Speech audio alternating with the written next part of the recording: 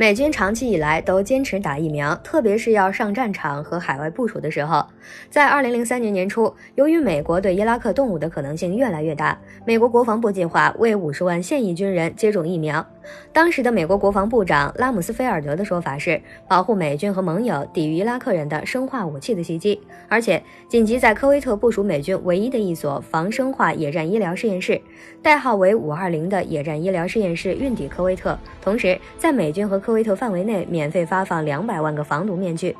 在2003年12月，五角大楼对给100多万美军士兵强制注射炭疽疫苗的做法进行了辩解。国防部负责卫生事务的助理部长温肯维尔德说，这种疫苗的安全性和有效性是建立在科学的基础之上的，而且从很早以前，美军当中就有无法解释的综合症，当时称为海湾战争综合症。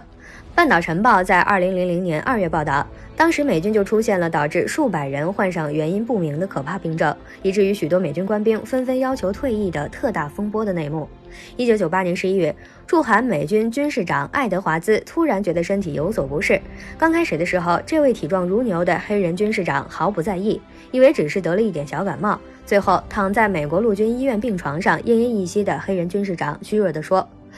那时候我根本没往多里想，然而随着病情的发展，我终于觉得自己得的可能不是一般的感冒发烧。随后，大大小小流着血的创口遍布爱德华兹全身，看上去就像被一场大火从头烧到脚一样。以及精神忧郁、头痛体乏、咳嗽哮喘、腹泻消瘦和畸形遗传等为主要表现的1991年海湾战争综合症，至今仍困扰着曾经参加过海湾战争的约20万人，成为他们挥之不去的噩梦。而且在伊拉克科威特战区，肿瘤、心血管和神经系统的疾病患者明显增加，还可能导致白内障、造血系统障碍、生育能力下降，甚至死亡等。看看伊拉克战场那些生活在贫油弹使用场所附近的伊拉克儿童，可怕的病毒造成当地孩子大多患有发育障碍病症，大量接触贫油弹的士兵莫名其妙得了血液疾病。贫油污染超标地区几乎是永远的无人区。科索沃战争后参加过巴尔干半岛维和行动的意大利士兵，突患癌症和白血病不治身亡。无独有偶，英军也有同样的麻烦。据美国知名组织国际法中心2004年的公报称，参加海湾战争地面作战的美军约一半人由于贫油辐射使得健康状况欠佳，他们生的孩子也未逃脱厄运。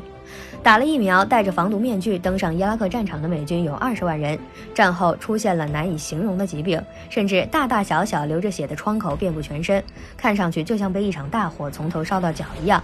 精神忧郁、头痛体乏、咳嗽哮喘、腹泻消瘦和畸形遗传，而且战区附近以后出生的孩子都大多患有发育障碍病症、白血病和癌症。